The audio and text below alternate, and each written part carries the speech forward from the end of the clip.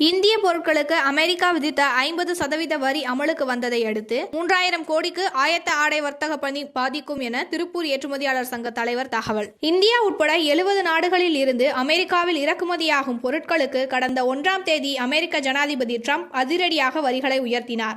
இந்திய பொருட்கள் மீது 25% வரியை விதித்தார். இந்த வரி விதிப்பு கடந்த 7ஆம் தேதி முதல் அமலுக்கு வந்தது.